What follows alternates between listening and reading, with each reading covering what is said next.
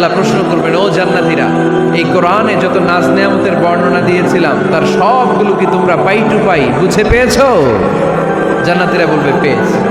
হঠাৎ এক জান্নাতি হাত তুলে বলবে, আল্লাহ একটা জিনিস তো পাই নাই।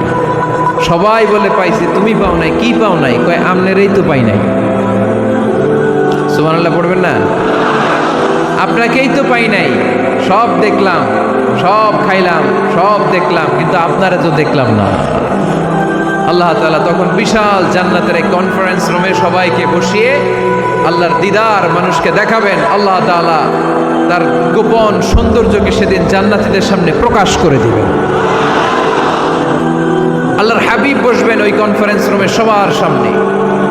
আল্লাহর হাবিবের পেছনে বসবে অন্যান্য নবীরা, তারপরে সোহাদা, সালেহীন, আউলিয়া সবাই বসবে ওই জান্নাতের কনফারেন্স রুমে। আমরাও যেন বসার জায়গায় পাই, আল্লাহ তুমি তৌফিক দিয়ে দিও। আল্লাহ তাআলা অনেকগুলো নূরের পর্দার পেছন থেকে নূরের ঝলকানি মারবেন। ওই ঝলকানি এক মুহূর্তের জন্য দিবেন, এক মুহূর্ত। ওই পর্দা সরিয়ে আল্লাহ তাআলা সৌন্দর্যের বা নূরের ঝলকানির এক আলোকচ্ছটা জান্নাতীদের সামনে তুলে ধরবেন এক মুহূর্তের জন্য। কয় মুহূর্ত? আলোকচ্ছটা দিয়েই আবার নাই, আবার সরাই ফেলবেন। ওই এক মুহূর্ত দেখে জান্নাতীরা পাগল হয়ে যাবে, অপলক নেত্রে তাকিয়ে থাকবে। এইভাবে চোখের পলক ফেলবে না, চোখ মেলে তাকিয়ে আছে। কিন্তু সামনে কিন্তু আল্লাহর নূর আর নাই, কারণ ওইটা আসছিল কয় মুহূর্তের জন্য?